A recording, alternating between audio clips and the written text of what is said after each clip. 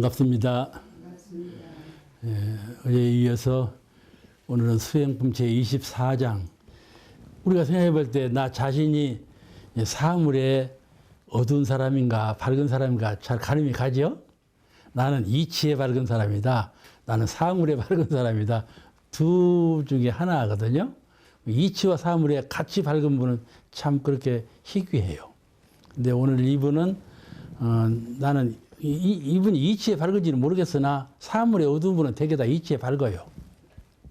근데 이제 사물에 어두우니까 어떻게 하면 사물에도 좀 총명하고 밝은 사람이 되겠습니까?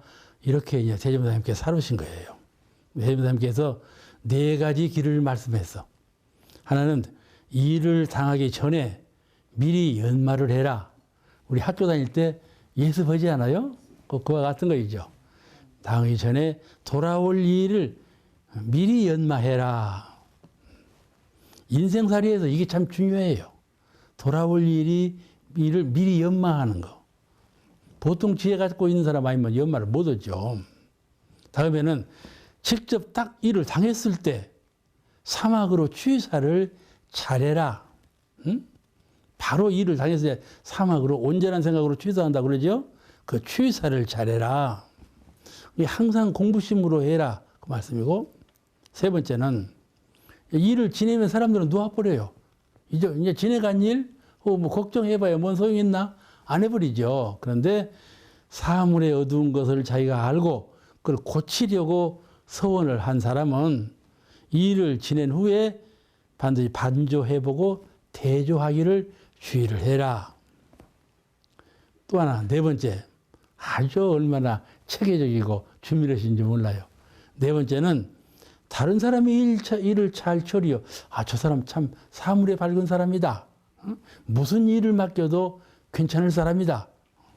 이게 그 일에 밝은 사람, 일 처리하는데 아주 능하게 잘 처리하는 사람이 있으면은 배워라. 저 사람은 어떻게 처리하니까 어떻게 좋은 결과가 나는구나. 이걸 분석적으로 배워라. 그 말씀이에요. 범인이, 우리는 남이 하는 일은 그냥 범인이 지내버려요. 그 사람 잘하지. 이러고 말아버려. 배울 줄을 몰라. 그런데 잘 배워야 하는 거예요. 우리 교역자들이 교화할 때도 그래요. 교화 잘하시는 분이 있거든. 그분은 교화 잘하는 분 뚝 떼어서 내놔버려. 잘하는 걸 배울 줄을 몰라. 그러니까 이 남이 잘하는 것은 보고 배울 줄 아는 것이 아주 자기를 높이고 자기를 이렇게 폭을 넓히는데 큰 역할을 하는 겁니다. 이 네 가지를 지적하셨어요. 네 가지 길을 밝히셨어. 그러니까 사람은 공부와 사업 가운데 일에 밝은 사람은 공부에 밝다. 그러고 일에 밝은 사람은 사업 역량이 있다. 이렇게 말을 하거든요. 공부와 일이라고 그래요. 그런데 우리는 일 속에서 뭐 해요? 공부하고 공부 속에서 일하자. 이게 두 가지를 겸하자. 그게 우리 대종사님 경륜이시고 뜻이 그 뜻이요. 그러니까는 둘 중에 하나만 치닫지 말고 둘을 잘 겸비하는 원만한 그런 생활과 그런 행을 보이자 하는 것이 대종사님의 뜻이니까 우리가 그렇게 해야 되지 않겠어요? 사람이 태어나서 같이 배우고 같이 이르는데 어떤 사람은 사물에 능하고 어떤 사람은 공부에 능하냔 말이에요.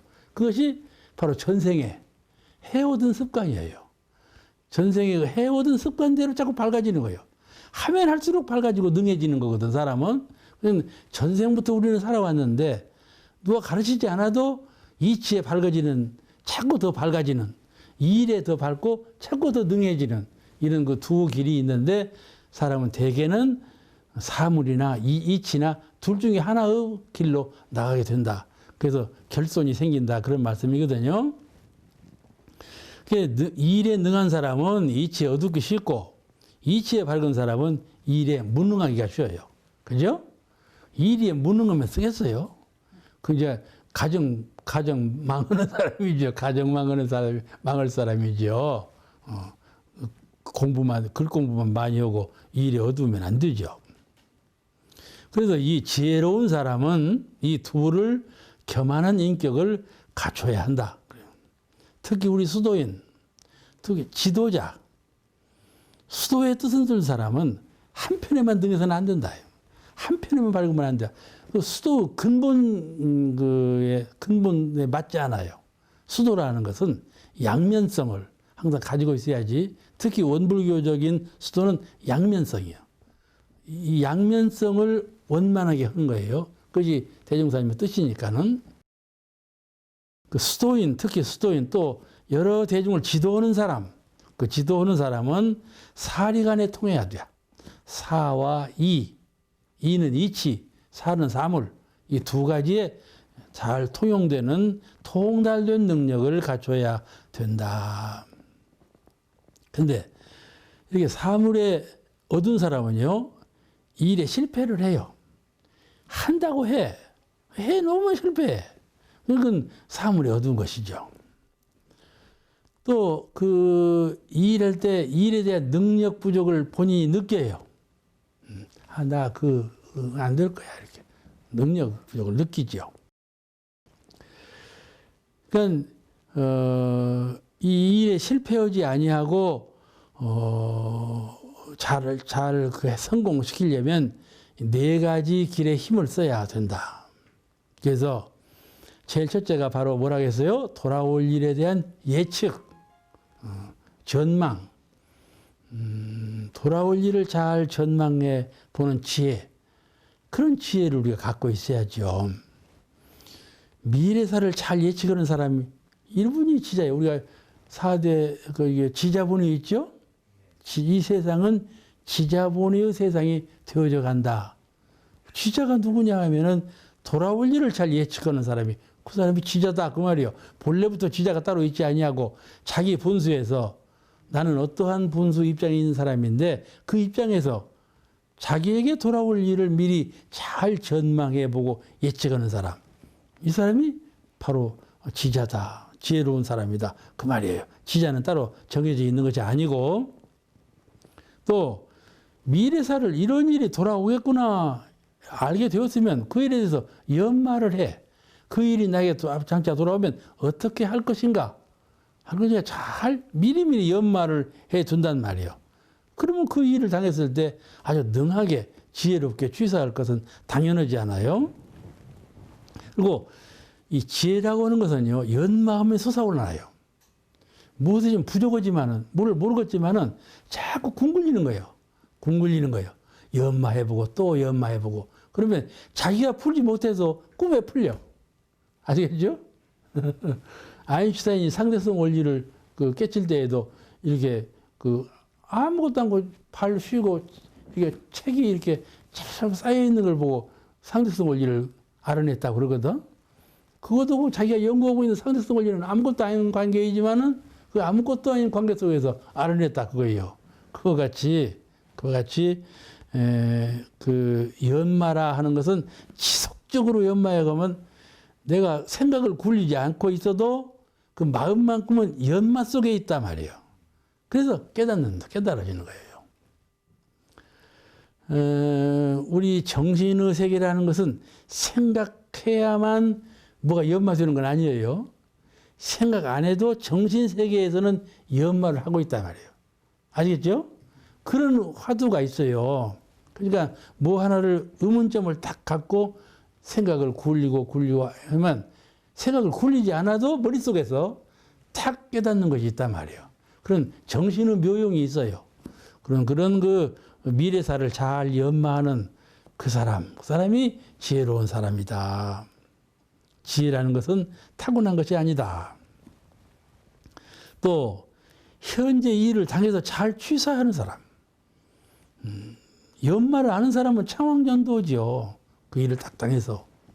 그러나 연마를 한 사람은 순서 있게 잘 일을 취사할 것이지만은 연마를 안 했다 하더라도 사막의 공부심으로 수양 연구 취사의 순에 의해서 사막의 공부심으로 다시 말씀드리면 온전함, 생각을 굴림, 또 생각한 대로 취사함, 이 온전한 생각으로 취사하는 그게 그런 능력을 가지고 일을 취사하면 그 일이 성공으로 돌아올 건 당연한 일이죠. 그러니까는 현재 막다른 일을 취사할 때 그냥 욕심으로 하다든지 그냥 필요 불가결한 마음으로 그냥 일을 해내는 마음으로 하는 것이 아니고 공부심으로 하고 취사심으로 한다 이 말이에요. 그러면은 그 일이 틀릴 리가 없지요. 또 일을 지낸 뒤에 그 일이 사막으로 잘 취사되었는지 반성하는 것인데 이게 잘 안 되는 거예요. 한번 일을 하면 그냥 지내간 일로 잊어버려요. 그런데 그래 지내간 일로 잊어버리면 공부심이 크지를 못하지요. 지내간 일이지만은 그 일이 성패를 봐. 그 일이 실패했는데 왜 실패했는가? 그는 일을 취사할 때 내가 어떻게 했는가를 반성해 보지 않으면 이거 실패한 원인을 모르는 거거든. 성공했어도 그 성공하기 전에 그 일을 취사하는 그 내용을 자세히 연마해 보면 아 그래서 성공했구나 알게 되지 않아? 이것이 공부인이라 그런 말씀이에요. 대림사님께서는 이렇게 해야 공부가 된다. 사물에 어두운 사람은 이 정도 공을 쌓아야 사물에 밝은 사람으로 차차차 발전해 간다. 이렇게 지적해 주신 거예요. 네 가지 길. 이 네 가지 길로 했으니까는 이거를 우리가 다른 말로 말하면 유문형 공부라고 할 수도 있어요. 그 다음 수행품 제25장을 다시 한번 보고도 가지고 그 말씀을 드리겠습니다. 예회 설법 들을 때 정신 차려 들으라는 말씀이죠. 건성으로 듣지 말고. 예회에 참석하는 것은 신성의 상징이죠. 신앙심이 있으면 그 법회에 빠짐없이 참석이 되잖아요. 수행의 상징도 되지만 신성의 상징. 또 하나는 형식. 예회에 빠지면 안 돼. 그런 그 형식상의 의미를 갖고 있어. 예외에 빠지는 것으로 이미 100점 만점이 돼버렸어, 마음속에. 예외, 내외는 그만두고, 예외에 참석했다노, 내가 100점 만점을 주어버렸어. 그렇게 하면 또 안 되는 것 아니겠어요? 이 장에서는 법서를 들을 때 아주 정신을 챙겨서 주의심을 가지고 법서를 잘 들어야 법회된 내용이 충실해지지 않겠는가, 그런 말씀이니까는 그런 말씀을 근본에서 한번 해석을 해보겠습니다. 이날은 익산교당에서 비가 오는 날이었대요. 근데 비가 오는 날 대중이 많이 모이신 거야. 그 비 오는 날 모인 것을 칭찬하기 위해서 하신 말씀이요. 그런데 이렇게 비 오는데도 불구하고 많이 참석해서 했으니 비 오는데 불구하고 참석해가지고 그 법서를 건성으로 들으면 신심 있다는 말은 들어. 그죠? 법석에 잘 출석한다는 말도 들어. 그런데 법석에 출석해가지고 법서를 잘 들어야 내용이 밝은 건데 법서를 잘 못 들어보면 공백 아니냐 말, 헛당 아니냐 말이요. 누가 닭고기 실컷 먹고 헛닭국 먹었다고 어떻게 법회를 잘못 봐버린다는 말이에요. 그러면 안 되겠죠. 그것이 이 부타원년 수표에 보면 아주 세밀하게 나와 있어요. 우리 이 경전에는 그런 말씀이 안 나왔는데 직접 수필한 내용을 보면 아주 세밀하게 나와 있어요. 그러니까 설법자는 그에게 유익함을 주기 위해서 설법을 했는데 법서 듣는 분은 참석한 데 의의를 두고 나는 참 신앙심을 가지고 있다는데 근본 뜻을 두고 있어가지고 법서를 듣고도 유익함이 없어. 그러면 그 공부가 아니냐 말이요. 그래서 유익함이 있어요. 유익함이 있다는 건 뭐냐 하면은 나의 실행함에 있어서 내의 알고 있음에 있어서 내가 평소에 법을 알고 있는데 내가 평소에 그 법을 실행하고 있는데 그 실행과 비교해보고 알고 있는 그 식견과 비교해봐서 부족한 것을 채우고 모자란 것을 바꾸는 이런 공부심이 있어야 하는 건데 아무런 대조심이 없이 그냥 그 건성으로 들었단 말이에요. 그러면 유익함이 없지요. 그러니까는 항상 대조하는 마음으로 유익함이 있게 법서를 들어라. 그렇게 하신 말씀이세요. 그런데 우리가 이 대도문화에 들어와서 항상 사막 공부를 하도록 권장받고 있죠. 항상 수양을 하고 있지 않아? 연구도 항상 하시죠. 대답을 크게 해야 너 말소리 들린다니까 작게 하면 말 안 들린다 우리요. 그러니까 항상 수양을 하고 있고 항상 연구를 하고 있고 언제든지 취사를 하고 있잖아요. 수양 연구 취사를 항상 우리가 하고 있죠. 이것을 가만히 생각해 보면은 수양 연구 취사를 수양은 따로고 연구는 따로고 취사를 따로 하죠, 우리가. 그런데 정각, 바른 깨침을 가진 분, 또 수행을 완실하게 잘 하는 분, 이분은 어떻게 수양하고 어떻게 연구하고 어떻게 취사하는가 하면은 지금 하는 거야. 응? 수양하는 시간이 따로 없어. 연구하는 시간도 따로 없고 취사하는 시간도 따로따로 불리질 않아. 이 소수랑 발처럼 항상 수양, 연구, 취사를 그때 한단 말이에요. 그때. 그때 한다는 말은 항상 한다는 말이지. 항상 한다는 말이에요. 이 사막 공부라는 것은 그렇게 딱딱 뛰어서 하는 것이 아니라 종합적으로 항상 하는 것이 사막 공부예요. 그러니까 오늘 여러분께서 이 강의를 듣고 계시는 것도 전부 사막의 수양력으로 드려야 한다. 사막의 3대력으로 드려야 한다는 말이에요. 그런데 그렇지 아니하고 그러면은 이제 내용이 충실하지 못하죠. 이제 3대력을 갖고 그 설법을 잘 들으면 참 충실하게 듣고 나에게 대조해 가지고 유익함이 있는 설법이 될 텐데 그리 못할 때가 있겠지 않겠어요? 그 다음은 이제 수행품 26장인데 이 26장은 상당히 장문으로 되어 있기 때문에 낭독을 생략하는 것이 좋겠습니다. 예, 말씀하신 요지는 복례정사에 계실 때 등불을 보고 설법을 하신 거예요.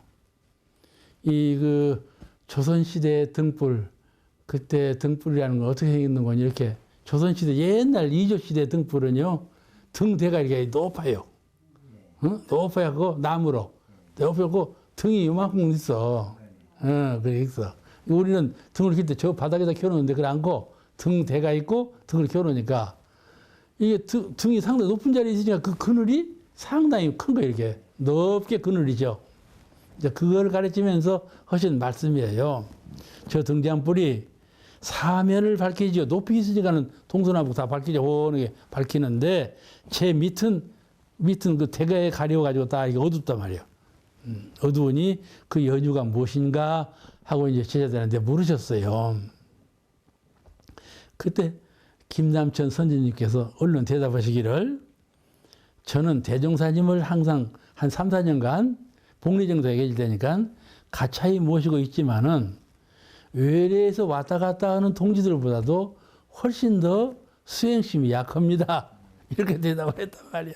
이게 대종사님 모시고 가차에 있는 나는 공부를 좀 못했고 오히려 밖에서 멀리서 왕래하시는 이 다른 동지들은 공부를 더 많이 잘하고 있습니다. 이렇게 비유해서 겸손한 말씀을 하셨어요. 그러니까 대종사님께서 들으시고 웃으면서 정산정사에게 물으셨어. 어떻게 생각하는가? 그냥 정산정사님께서 응답하시기를 등불이 위에 있잖아. 등불은 위로 발해서 사방을 비추되 등대는 등불 아래에 있단 말이에요. 그래서 그 가운데 가리잖아. 등대가 불빛을 가운데 있었고 가리웠다. 그냥 그 아래로는 어두울 건 당연하지 않겠어요. 그게 어둡게 하오니 이는 마치 사람이 남의 허물은 잘 보지만은 나의 허물은 잘 보지 못한다.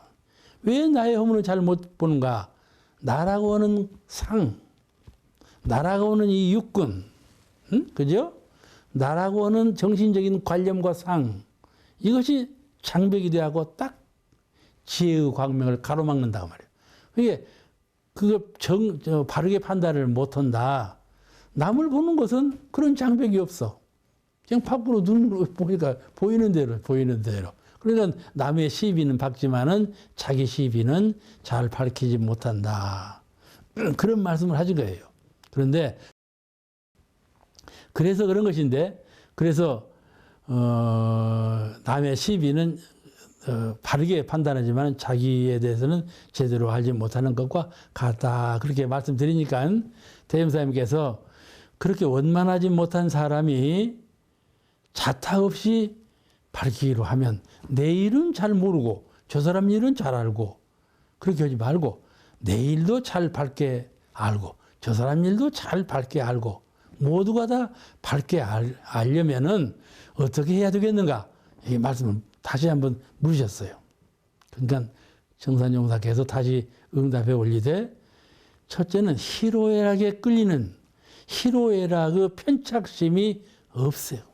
없고 마음 가운데 어떤 상을 두지 아니하고 상을 없애면 그것이 다 자타간에 아는 지혜가 막힘이 없겠습니다. 이렇게 대답을 올렸어요.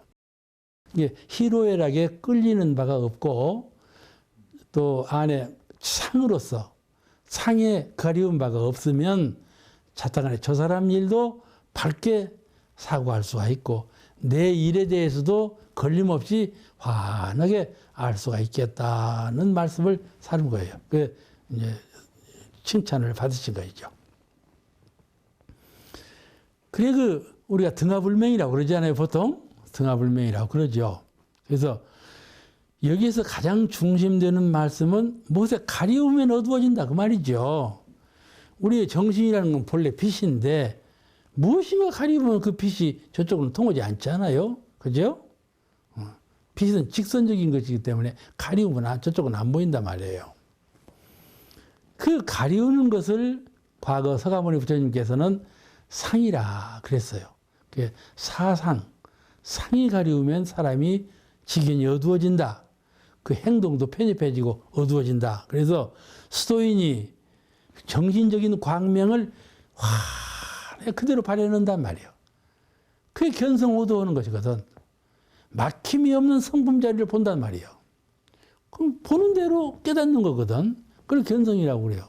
근데 내가 관념과 상이 있어. 나라고는 관념도 있고 어떤 습성적인 관념이 있고 저 사람이라는 관념이 있고 그런 것이 있어가지고 상이 가리우기 때문에 내 성품을 그대로 보지 못해요. 막히고 가리워서 그대로 보지 못해요. 그래가지고 우리가 중생의 입장을 벗어나지 못하는 것이거든요. 근데 그 가리우는 것이 무엇이 가리우는가 하면은 네 가지 상이 가리운다. 네 가지로 더 많은 분석을 할 수 있을 거지만 대체적으로 네 가지 상에 가리워서 우리가 성품을 보지 못하고 중생에 머물게 된다. 이렇게 말씀을 하셔서 큰 깨침을 얻지 못한다. 통달한 부처님의 도리를 이루지 못한다. 그렇게 보신 거예요. 이 상만 없애버리면 곧 부처다. 이렇게 말씀하셨어요. 그렇죠? 가려운 장면만 터버리면 이거 벽이 있는데 이것만 터버리면 되는 것 아니에요? 우리가 벽돌 장이 있다 해봐봐. 벽돌 이 벽이 꽉 짜렸어. 그러면 아무것도 안 보이지. 에? 그럼 그 중간에 벽돌 한 장만이라도 깨서 없애버려 봐봐. 저짝이 보여요, 안 보여요? 보이지, 보여. 한문차 벽돌을 다 무너뜨려 버렸어 봐. 아무 장면이 없으면 뭐 막힌 것이 아무것도 없잖아. 그죠? 그러니까는 견성이라고 하는 것은 벽돌 한 장만 뚫어도 저쪽으로 본단 말이에요. 그게 초견성이에요. 초견성은 꾸어달라도 혼나는 거예요. 그 다음에 이제 그렇게 해가지고 그냥 벽돌 전부를 없애버려야 한단 말이에요. 그렇게 우리가 상을 비워야 되는데 그 첫째가 하는 상을 아상이라. 잘 아시죠? 아상. 이 아상을 비워버려야 한다.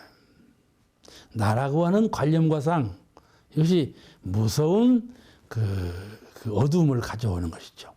나라고 하는 나는 실컷 나를 위해서 생각하고 행동하려고 하는데 그 나라고 하는 관념과 상에 들어가지고 나를 오히려 어둡게 하고 나를 오히려 실패하게 하고 나를 오히려 절망으로 빠뜨려 버린다 이 말이에요. 그 나라고 하는 관념과 상 이것을 비워버려라 그런 말씀이거든요. 이 나라고는 그 상에 묶이면 진리의 체성에 합할 수가 없어. 이론상의 진리가 있죠. 그 체성 자리가 있어. 가장 근원적인 자리를 체성 자리라고 그래요. 가장 전체적인 자리를 체성 자리라고 그래요. 이론상은. 그런데 나라고 하는 관념을 딱 가지면 체성에 합해. 우리가 이론상 서문을 읽을 때 이론상의 체성에 합하도록까지 서문을 안 그러지. 근데 그 상이 있으면은 체성에 합할 수가 없다 그 말이에요. 그러니까 제일 첫째 나라고 하는 관념을 비워버려라. 그러면 나를 비워버리면 세상에 무엇이 있어? 아무것도 없지. 아무것도 없어. 그런데 나를 비워버리라. 그럼 나는 작은 나, 어두운 나, 상으로 관념과 상에 묶인 나, 그걸 비워버리라 그 말이요. 그러면 대야, 성품이라 하는 자는 대야를 말해요. 성품을 보았다 그러는데 밖에 있는 성품을 본 것이 아니에요. 가령 내가 수도 정진을 해서 성품을 보았다, 견성했다고 그러거든. 그 견성은 밖에 있는 성품을 내가 보았다는 것이 아니라 안에 있는 스스로 성품을 내가 나 자신을 보았다 그 말이요. 내가 나 자신을 보았다 그 말이요. 그러니까 내가 내 자신을 보았으니까 그건 내가 내 자신을 보았는데 내가 있어요, 없어요? 있지 않아요? 그죠? 그런데 관념과 상에 묶인 그런 나가 아니고 어둠을 나타내는 그런 나가 아니고 동서남북에 탁 열린 아주 지극히 광명한 그런 대야, 무아, 법아 그런 참된 나를 보았다 그 말이거든요.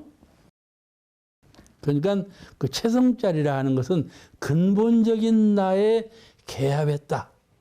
본래적인 내 본래 면목에 합일되었다. 그런 말이에요.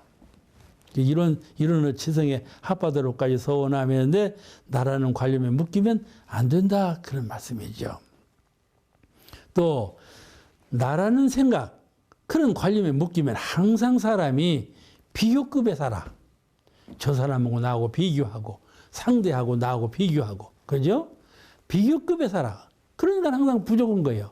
항상 경쟁 심리를 일으키고 대비적으로 살기 때문에 부족한 것이 있어. 대립을 하고 막고 그러죠. 그러니까는 여여독존하지를 못해요. 서가세존께서 천상천하의 유아독존이라는 말씀을 했죠. 천상천하에 나 홀로밖에 없다. 상대가 없다. 그 말이거든. 독존했다.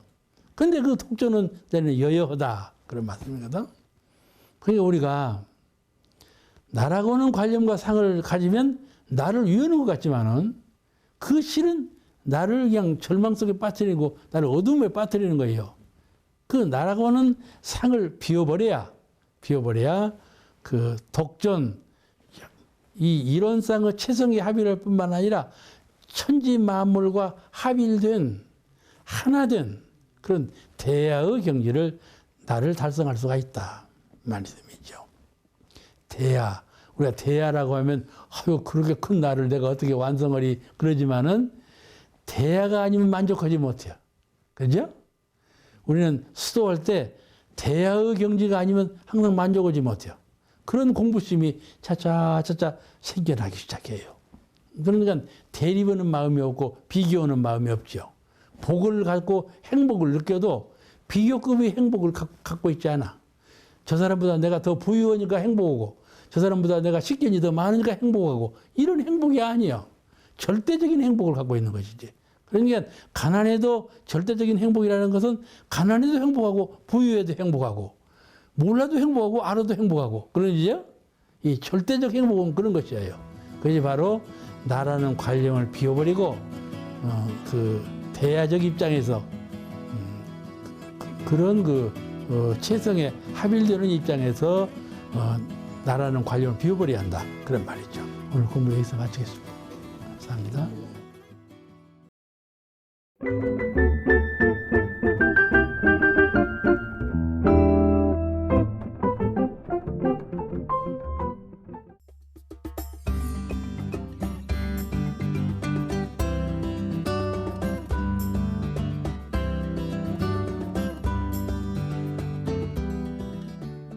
반갑습니다.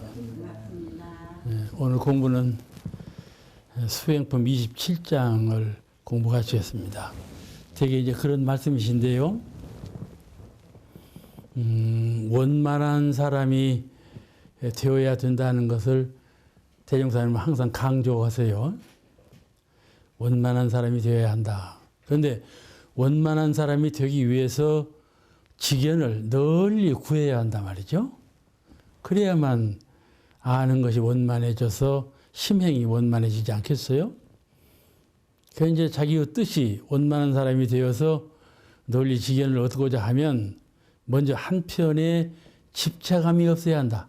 첫째, 나한테, 내 주견에, 나의 주관에, 나의 입장에 집착하는 바가 없어야 널리 지견을 구해 얻을 수가 있다. 그런 말씀이 수록되어 있습니다.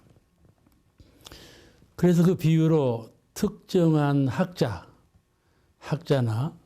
또는 이제 특정한 종교인이나 또 사회를 지도하는 지도인, 이런 분들이 각자 입장에 집착해가지고, 종교인은 종교인의 입장에 집착하고, 학문을 한 학자는 자기 학문에 집착하고, 또 사회를 지도하는 지도인은 자기 지도인의 입장에서 또 집착해가지고,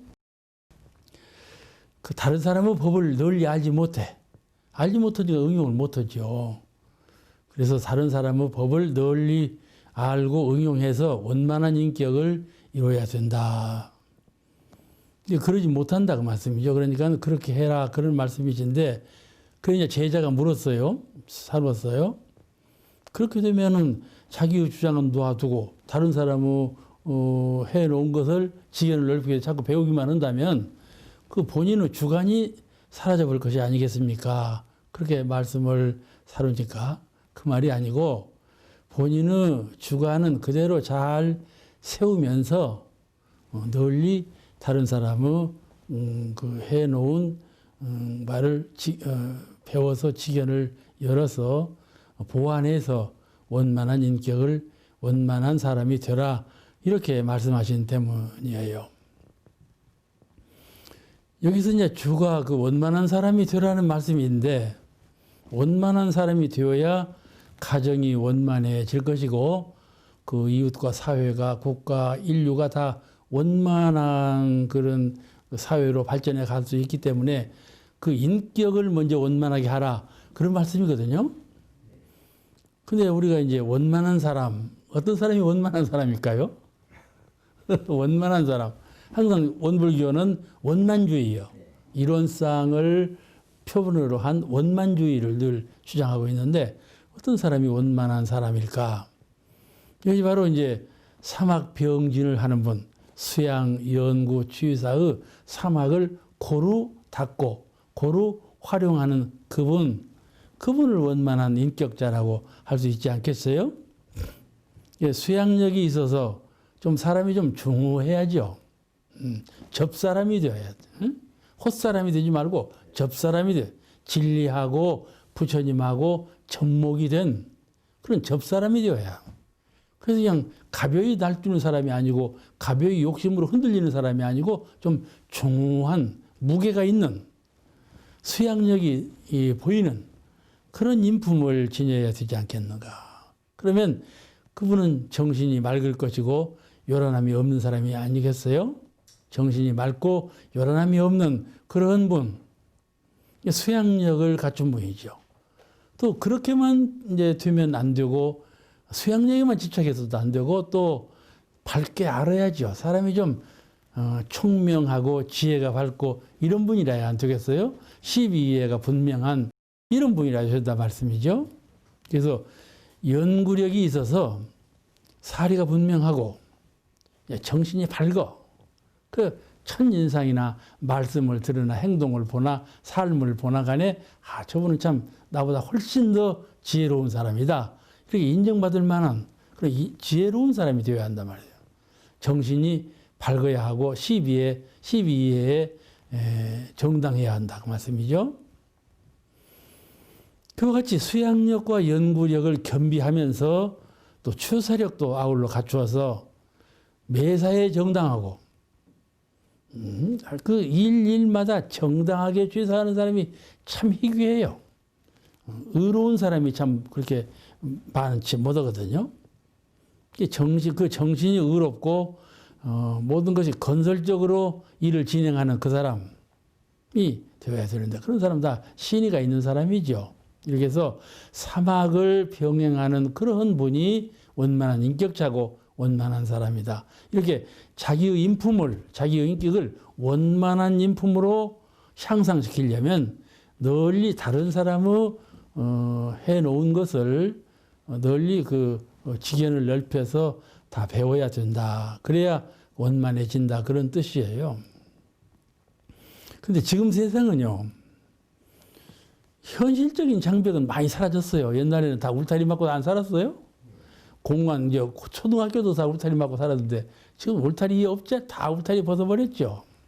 울타리 있으면 아주 가까보고 장애로운 것을 다 스스로 느끼지 않아요? 현실적인 장벽은 사라졌어. 나라와 나라 사이, 가정과 가정 사이, 이런 사이들이 그 벽이 다 없어져 버렸단 말이에요.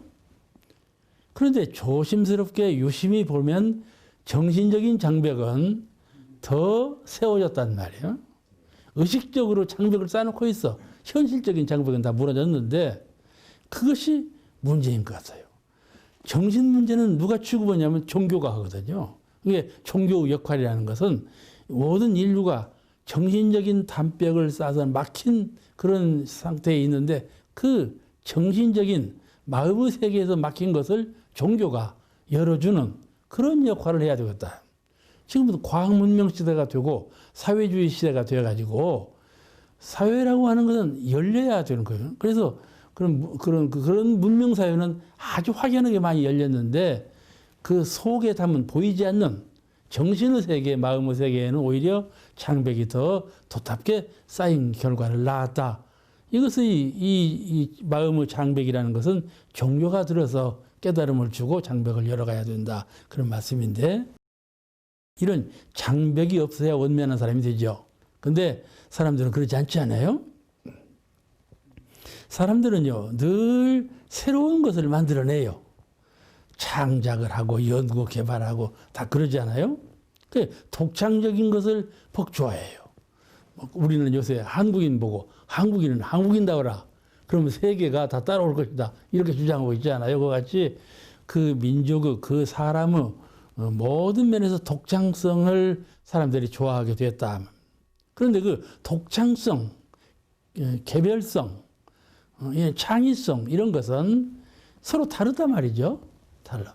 그리고 그 다른 점에 집착해 가지고 주견을 세우고 주관을 세우면은 그것이 정신적인 장벽이 된다고 말이죠. 널리 열어서 다른 곳으로부터 다른 사람이 해놓은 그런 것을 널리 배우는 지견을 열어가는 공부에 부족하다. 그 이유를 나에게 집착하기 때문이다. 내 의견, 내 식견, 나의 입장에 집착을 하면 안 보여. 저 사람이 아무리 잘해도 잘하는 것이 안 보여. 그 집착을 놓아야 널리 배울 수가 있다. 그런 말씀을 하신 것이에요. 대형사님은 여기 오늘 27장에 비위담으로 과거 유가의 선비를 들으셨어요. 또 불가의 성령, 또 다른 종교의 성직자, 또 일반 사회의 사업가 이런 분들이 자가 주장을 많이 하고 있다. 이런 분들이 종교가 또 유가의 선비 이런 분들이 자가 주장을 벗어나서 널리 살필 줄 아는 폭넓은 배움의 장 그런 것을 가져야만 그 종교가 원만한 종교가 되고 그 사람이 원만한 사람이 된다.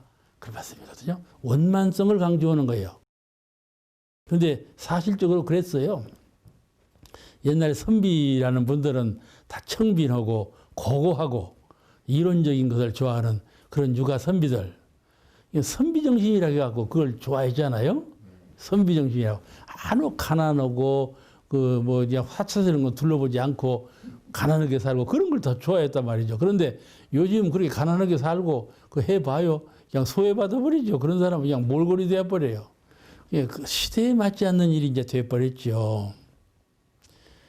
또 이속주의, 이제 가령 불가의 승려 생활이라는 건 이 세속을 버려버리고 독신주의, 또 이제 이론주의, 여러 가지 말씀으로 이론으로 변론으로 하는 사실을 등한히 하고 이론만을 주장하는 그런 데에 빠지게 되었다 그 말이죠.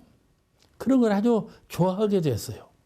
세속적인 것을 아주 싫어해버리고 이론적인 것을 좋아하고 이렇게 됐다 이 말이죠. 그것도 바로 그렇게 해버릇하고 그런 대로 정신을 써버릇하면 거기만 밝아져 가지고 그 외면을 몰라요. 자기 그 성려 생활에 집착해 보면은 그 지금 이 세상에서 사는 사람들은 아주 불쌍한 사람들이고 아주 판 밖에 있는 사람들로 보일 거란 말이죠. 본인들은 다 우월하게 생각하고 저 사역 사람들은 다 그냥 저 바닥에 있는 사람들로 생각할 수가 있어요. 오늘 그에 대한 말씀을 거기서 마치고요. 수행품 28장을 계속해서 공부를 하시겠습니다. 수행품 28장 공부를 하시겠습니다. 거의 같은 말씀이 쭉 나와요. 그래도 그 법문의 장마다 특성이 조금씩 다른 말씀이십니다. 우리 범상한 사람에게는 다 지혜롭게 되기를 희망하죠. 다 밝게 살기, 지혜롭게 총명하게 되기를 다 희망하지만은 결과적으로는 어두워진다. 왜 어두워지게 되는가? 그 어두워지는 요인이 두 가지가 있다. 그는 하나는 욕심에 끌려가지고 구하고, 욕심에 끌려 구해. 분을 모르고 중도를 벗어나가지고, 욕심이라는 건 중도를 모르는 거예요. 반드시 중도를 벗어나. 중도를 벗어나면 정신은 어두워지게 되어 있는 거예요. 네? 정신이라는 것은 중도자리를 지킬 때 밝음이 유지되는 것이지 중도를 벗어나면 어둡게 되는 거예요. 특성이 그래요. 또 하나는 욕심만 그러는 것이 아니라 속성, 자기가 전생부터 익혀온 소질, 무엇을 하나 잘해 왔으면 언제든지 그것만 하고 싶어. 그러니까 전생에 익힌 습관, 그것이 무엇이 있었다면 이 생에 와서도 그것을 자꾸 하고 싶고, 배우면 잘 익혀지고 하고 싶고 해 나간다 그 말이죠. 그 이제 소질이에요. 그런 게 소질이요. 사람이 다 소질이 있잖아요. 이 사람은 저런 면에 소질이 있고, 저 사람은 저런 면에 소질이 있고, 소리질이 각각 다르잖아요. 그런 그 소질 따라간다 그 말씀이죠. 소질 따라서 구해가기 때문에 그것이 마장이 됐어. 그래서 이제 그것으로 인해서 정신이 어두워진다 그런 말씀이에요. 그 뒤 두 가지를 잘 조절을 해야 돼. 소질 있는 곳에 끌려가지고 중도를 벗어나면 그것 또한 정신이 어두워지는 결과를 가져온다 그런 말씀이죠. 욕심에 끌려서 중도를 잃고 어두워진다 그러셨는데 무엇이 그럴까? 이 사람이 살아갈 때에는요, 절대 필요한 것이 있어요. 배고프면 어째요? 먹어야죠. 그건 절대 필요한 거예요. 추우면 입어야 되잖아요. 밤에는 잠을 자고 집이 있어야 되죠. 그러니까 이런 것들은 의식주라는 것은 절대 필요한 것이에요. 그 밖에도 절대 필요가 꼭 있지요. 그런데 이 절대 필요한 것을 구하기 위해서 욕심을 낸단 말이에요. 이것이 욕심으로 나타나는 경우가 많아요. 그래서 도를 넘게 돼. 절대 필요한 것을 구할 때 욕심으로 구하게 되면 소망으로 또는 그 신분의성으로, 대님도 말씀하셨죠? 뭘 이룰 때 정당하게 이루려면 신분의성으로 이루라 그랬는데 신분의성으로 이루지 아니하고 과욕, 과도한 욕심, 그것으로 구하려고 하면 반드시 중도를 벗어나서 이제 도와 선을 넘게 되는 것이죠. 그러면 어둠이 돌아오고 괴로움이 돌아오는 것인데, 우리가 밥을 먹을 때 밥이라고는 절대 필요한 것이 아니잖아요. 밥을 꼭 먹어야죠. 근데 먹다 보면요, 과식을 해요. 그죠? 밥은 절대 필요한 것이지만 먹다 보면 과식을 해요. 과식은 뭐예요? 과식은 병을 불러오는 거예요. 또 적게 먹어봐요. 적당량을 먹어야 하는, 적게 먹으면 적게 먹어도 병나죠. 더 과히 먹어도 병나고 적게 먹어도 병나고. 중도에 맞게 먹어야 한다는 말이에요. 그게 법이에요. 그게 자기의 마음을 욕심에 끌리지 아니하고 형편에 끌리지 아니하고 정신이 주체가 딱 서서 중도에 맞게 밥 하나 먹는 것도 그렇다 그 말이죠. 그런데 항차 일을 대해서 취사를 할 때 욕심에 끌려서 하면은 반드시 중도를 벗어나고, 중도를 벗어나면 그 정신이 반드시 요란해지고 어두워지게 되어 있다 그런 것이죠.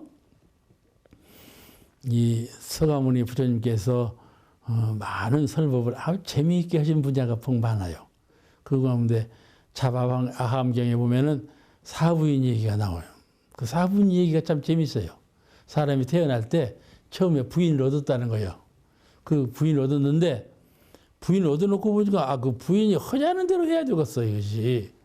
응? 배고프다. 그럼 밥을 지어 먹이하고 춥다고 그냥 옷을 사 입히하고 나 어디 갈란다 하면 수용차를 대령해가지고 막 그래야 한단 말이야. 그냥 그것 때문에 몸살이 날 지경이야. 그냥. 그것 때문에 부인 하나 얻어갖고 그 부인 때문에 몸살이 날 정도로 고생스러워. 이럴 일이 아니다. 내가 뭐 때문에 그 부인을 얻어갖고 이 고생을 한단 말이냐. 그래가지고 꾀가 난 것은 뭔 거니? 부인 하나를 더 얻어야 되겠다. 그런 거예요. 그리고 그 부인 하나 더 얻어야 되겠다 하는 거지. 제2부인이요. 제2부인. 그 제2부인은 말이죠. 신통해. 내가 어디 갈란다 하면 차를 딱 데려오고 내가 좀 편히 좀 쉬고 싶다면 집을 하나 딱 지어주고 무엇이든지 내가 뜯어오는 대로 다 해주네. 나 병 났다 하면 그냥 금방 고쳐주고. 그 제2분이 그 참 신통한 부인이요. 그래서 제2분을 얻었다는 거예요. 근데 제2분이 얻었지만 나중에 가만히 보니까 자기가 늙는 거야. 늙어. 그 늙고 병드는 것은 제2분이 해내들 못하네. 병들어 죽는 것은. 장차 늙어서 병들어 죽을 텐데, 그러니까 나를 그때 구해주는 또 하나의 부인이 있어야 되겠다. 그 말이요. 또 셋째 부인을 얻었다는 거예요. 내가 늙고 약해지면 누가 이 늙은 몸을 보아주겠냐. 제2부인, 내가 늙으면 도망가 버릴 거이다. 병들면 누가 나를 도와주겠냐. 그러니까 제3부인을 얻어야 되겠다. 그래갖고 제3부인을 얻었다는 거예요. 얻었어. 그 이제 세월이 무상해갖고 죽게 됐어. 죽게 돼갖고 이제 그때 해보니까 물어봤어. 제일 많이 공들인 사람은 제3부인이요. 제3부인에서 공을 많이 들였어. 지독하게 공을 많이 들여. 내가 늙으면 어쩌겠냐, 병들면 어쩌겠냐 생각하니까 공을 많이 들였어, 거기다가. 그런데 이제 물어봤어. 제3부인한테 물어봤어. 내가 장차 죽을 텐데, 묘소까지, 저승까지 같이 가자. 저승까지 같이 가주겠어? 나는 못 간다. 나 못 간다. 그럼 어디까지 올래? 묘동까지는 갈란다고 그러더래. 묘소까지는 가주겠다고.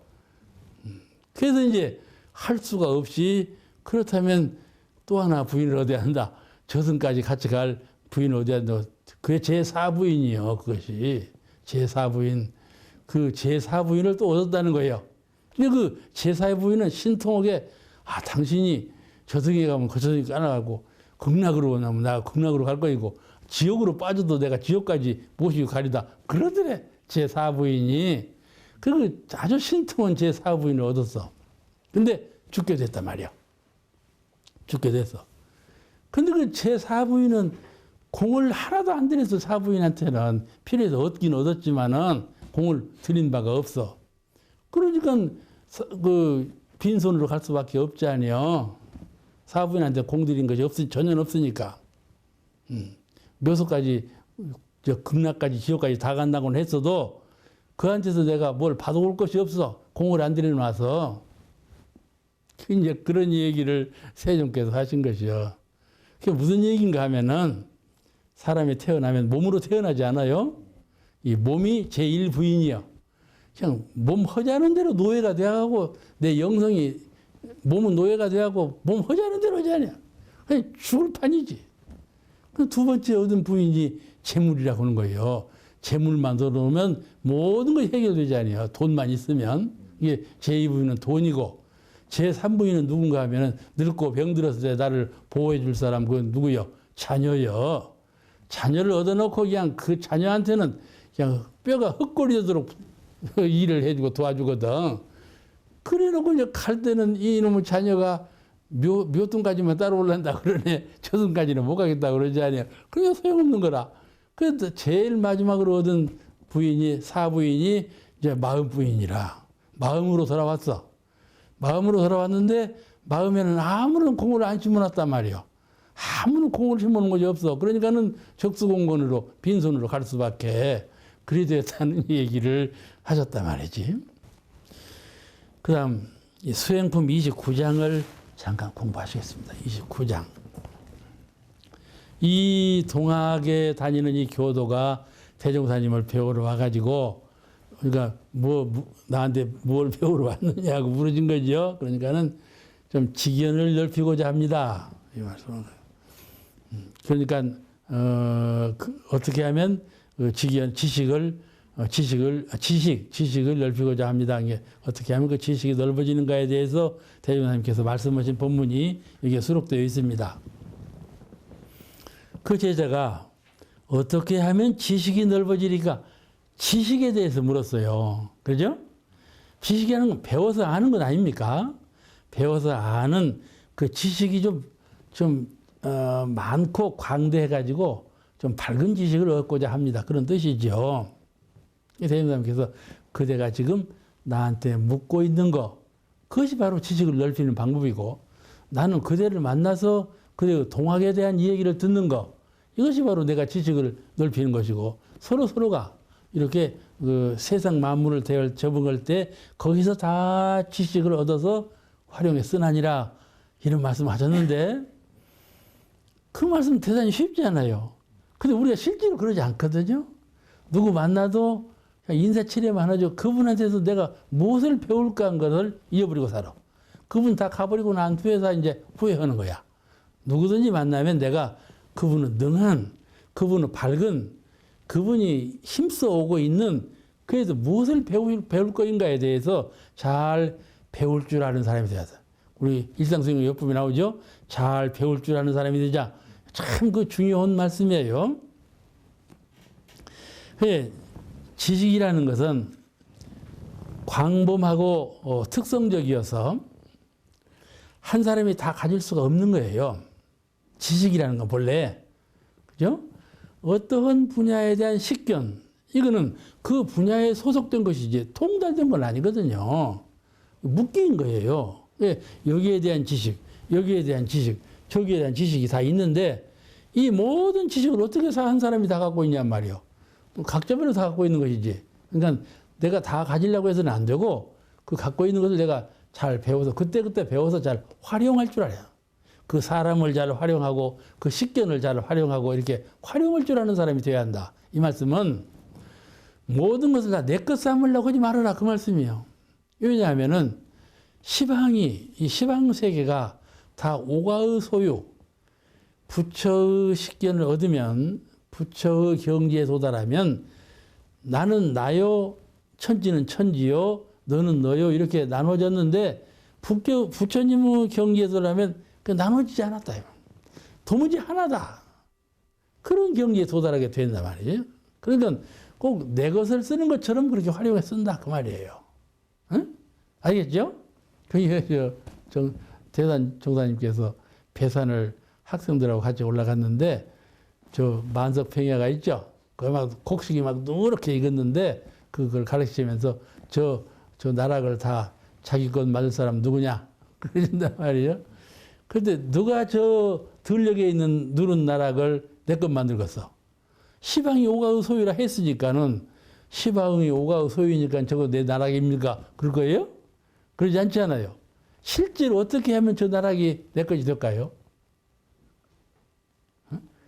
마음의 국을 터버려야 돼. 마음의 장벽을 갖고 네 것 내 것이라는 관념. 이걸 갖고 있으면 이건 내 것이고 저건 저 사람 것이죠. 그렇지만은 마음에 너와 나의 상대적 관념을 탁 해탈해 버렸단 말이에요. 아시죠? 정신의 세계라는 것은 도무지 하나의 세계인데 거기에 생각이 들어서 칸막이를 짓고 장벽을 치고 그랬거든요. 그 생각을 소멸해 가지고 텅 비어버린 한 빛으로 두루 통달된, 알겠죠? 한 기운으로 통하고 한 빛으로 조명되는 그런 이론상의 세계. 그런 이론상의 세계는 도무지 하나다 이 말이에요. 도무지 하나예요.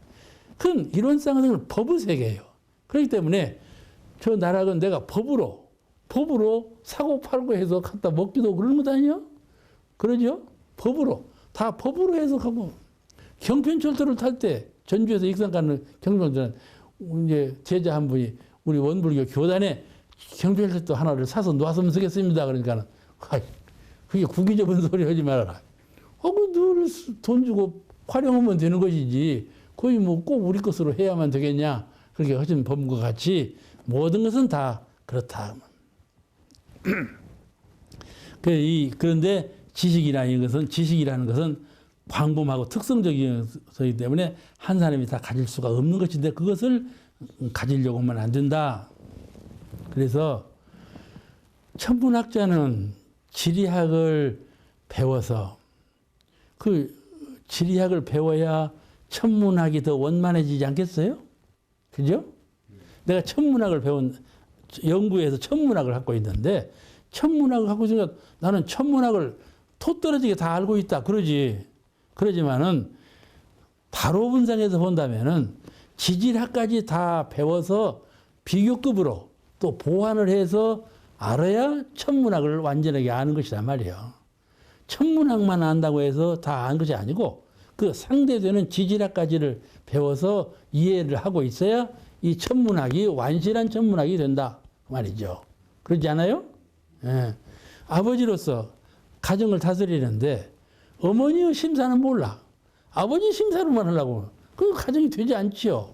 어머니 심사까지 다 이해하고 아들의 그 마음까지도 다 이해해서 총섭을 한 가운데 아버지로서 그 포부와 경륜을 해야 그 가정이 원만해지지. 아버지들만 갖고 되는 건 아니라 말이에요. 그 주변에 있는 걸 다 총섭해서 배우고 다 이해하고 해야 그 아버지의 뜻이 원만해지는 것 아니냐 말이에요. 그와 같이 자기 주관성이라는 건 항상 결함이 있는 것이기 때문에 더 그 지식을 널리 구해가지고 보완을 해야 된다. 그래야 원만해진 것이 되지 않겠어요?